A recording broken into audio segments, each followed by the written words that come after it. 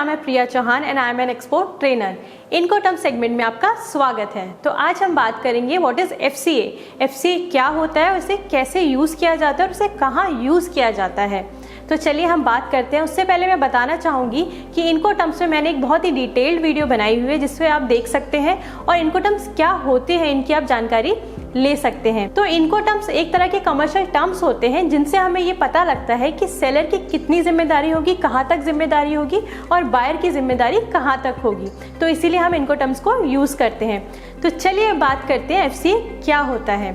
FCA का मतलब होता है फ्री कैरियर। तो इसमें जो बायर होता है वो कैरियज को अरेंज करता है और सेलर मतलब कि आप या एक्सपोर्टर वो अपने प्रोडक्ट को पैक करा के एक डिलीवरी पॉइंट तक उसको ड्रॉप करता है। तो इसमें आपको एक डिलीवरी पॉइंट दिया जाता है जहाँ तक कि आपकी जिम्मेदारी होती है उसको ड्रॉप करने की।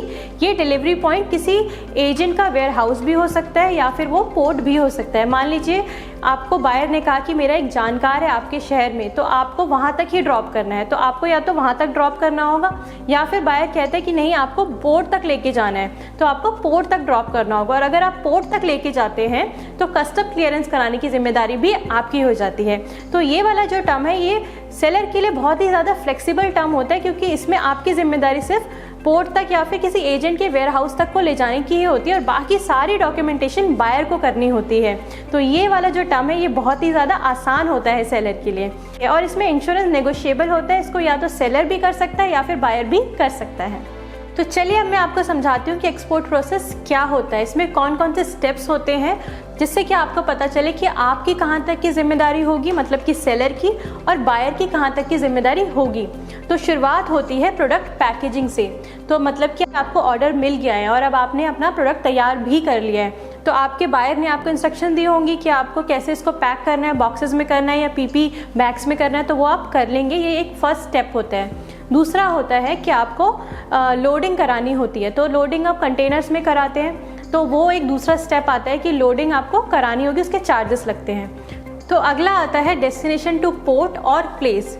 तो डेस्टिनेशन टू पोर्ट का मतलब है कि अगर आपके बायर ने कहा है कि मैं शिप से इसको लूँगा तो आपको पोर्ट तक भेजना है और अगर आपके बायर ने ये कहा है कि मेरा एक एजेंट है आप उसके वेयर हाउस तक भेज दीजिए बस बाकी सारा काम वो करेगा, तो आपको वेयर हाउस तक ही भेजना होगा। तो नेक्स्ट स्टेप आता है कि अगर आप पोर्ट पे भेज रहे हैं तो पोर्ट पे भेजने के बाद आपकी एक्सपोर्ट ड्यूटी लगेगी, टैक्सेस लगेंगे, कस्टम क्लियरेंस होगी क्योंकि ये भी तो जानना होगा कि आप कोई रिस्ट्रिक्टेड प्रोडक्ट तो नहीं भेज रहे हैं। तो उसके बाद आता है टर्मिनल चार्जेस। आप पोर्ट पे लेके जाते हैं तो वहाँ पे टर्मिनल्स होते हैं, उनके भी चार्जेस होते हैं।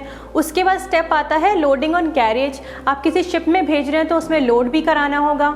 उसके बाद स्टेप आता है कैरियर चार्जेस। तो अगर शिप है, शिप एक जगह से दूसरी जगह ले जाने के लिए चार्जेस भी लेते हैं तो फिर वो वाले चार्जेस आते हैं। और उसके बाद इंश्योरेंस आता है। इंश्योरेंस नेगोशिएबल होता है। मान लीजिए कि अगर रास्ते में कोई तूफान आ गया, कोई भी मिस हैपनिंग हो गई तो उसकी जिम्मेदारी कौन लेगा सामान की, तो उसके लिए इंश्योरेंस कराना बहुत ज़रूरी होता है और वो आप बात कर सकते हैं कि वो बायर करेगा या फिर आप करेंगे।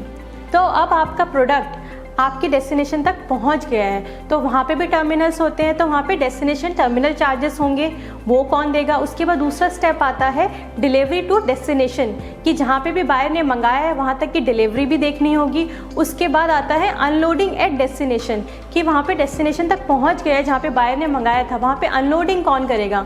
और सबसे लास्ट में आता है आपकी इम्पोर्ट ड्यूटीज़ कि उसको कौन देखेगा। FCA में आप देखेंगे कि आपकी जिम्मेदारी export duty, taxes and custom clearance तक होती है, बाकी सारी जिम्मेदारी बायर की होती है। तो मैं उम्मीद करती हूँ आपको ये वीडियो बहुत अच्छा लगा होगा और बहुत सारी जानकारी मिली होगी।